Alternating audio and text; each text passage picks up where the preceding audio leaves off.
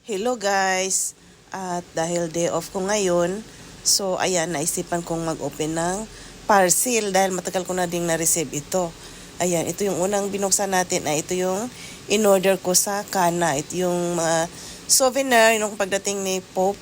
So ayan, una yung t-shirt, malaki pala yung XXL. So, pero okay lang yun. Tapos, ito naman ay may kasama din siya towel. So, ayan, towel siya na may tatak na Unity, Hope. Ayan. Tapos, next is sling bag. So, parang ang nabayaran ko ata nito ay $70.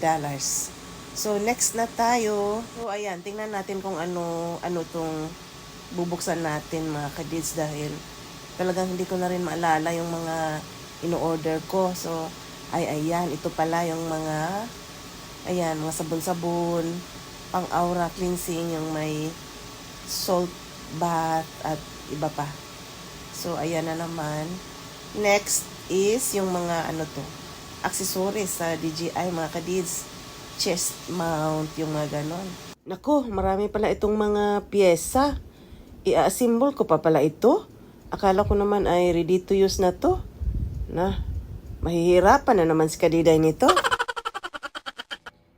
So, ito naman ay yung in-order kong accessories din sa DJI. Neck mount. Parang ilagay mo lang yung DJI tapos pwede mo na siyang ikwintas. Magiging hands-free. Ayan. So, hindi ko rin alam na i-assemble pa pala tong mga to kasi marami pang i-connect. Kasi nakita ko doon pag order ko ay ready naman na siya. Kaya, yun. Talagang mahihirapan talaga si Kadiday nito. Ito naman ay grabe talaga yung pagkabalot. Hindi ko nga maalala kung ano yung in-order ko. Kapag may order kasi ako, pag dumating, hindi ko kaagad bubuksan. Kaya, ayan. Ayan na siya. Oh, yung porcelain na pala. Incense burner. So, yun pala yun. Kaya pala balot na balot.